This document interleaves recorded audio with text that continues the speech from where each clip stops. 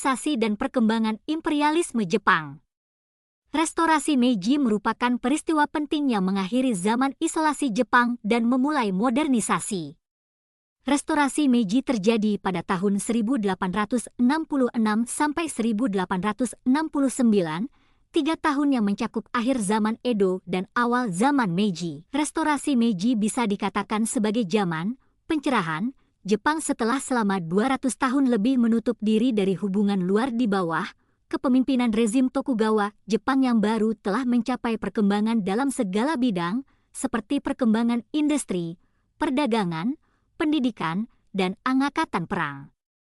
Keberhasilan Jepang pasca restorasi Meiji membuat Jepang ingin bersaing dengan negara-negara barat dalam segala hal, bahkan juga dalam mencari daerah kekuasaan.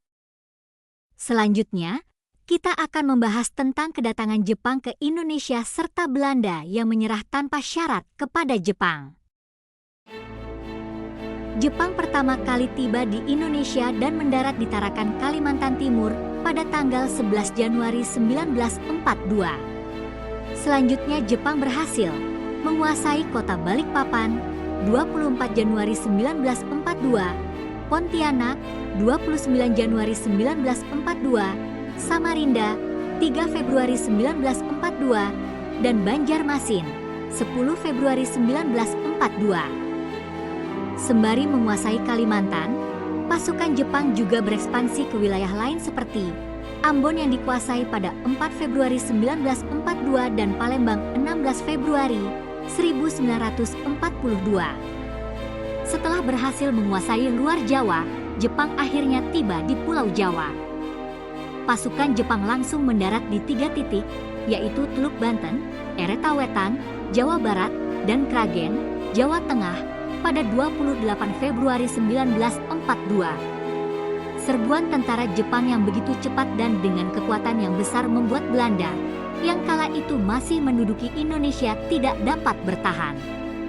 Akhirnya, Gubernur Jenderal Tjarda dan Jenderal Terpoorten, pemimpin Angkatan Perang Hindia Belanda, memutuskan untuk bertemu dengan Letnan Jenderal Hitoshi Imamura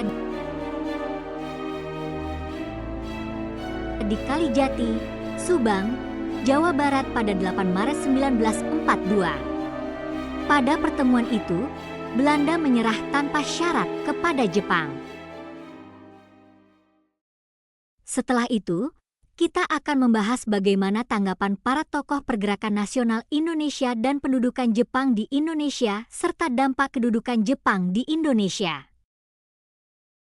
Kedatangan tentara Jepang pada awalnya disambut hangat oleh tokoh-tokoh pergerakan nasional seperti Soekarno dan Hatta yang melihat sebagai peluang untuk mengusir penjajahan Belanda. Apalagi negeri matahari terbit yang menjanjikan kemerdekaan dengan slogan Asia telah dikembalikan kepada bangsa Asia.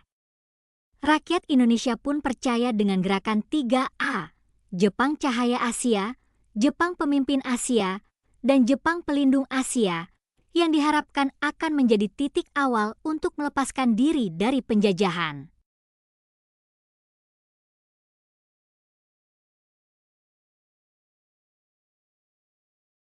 Namun, kenyataannya sangat berbeda dari harapan. Gerakan 3A merupakan strategi Jepang untuk menguasai Indonesia dan melakukan eksploitasi sumber daya alam maupun sumber daya manusia. Selama 3,5 tahun, Jepang berhasil menguasai Indonesia dan meninggalkan sejarah yang kelam karena kekejaman yang dilakukan. Dampak-dampak penduduk Jepang di Indonesia. Dampak positif pendudukan Jepang, diperbolehkannya bahasa Indonesia.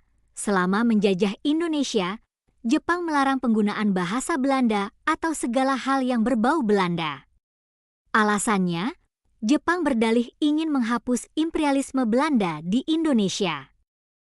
Pendudukan Jepang juga memberi dampak positif bagi Indonesia di bidang pendidikan. Jepang menghapus sistem pendidikan berdasarkan kelas sosial yang sebelumnya diterapkan Belanda. Kemudian, Jepang menerapkan sistem sekolah dengan 12 tingkatan yang setara untuk semua lapisan masyarakat.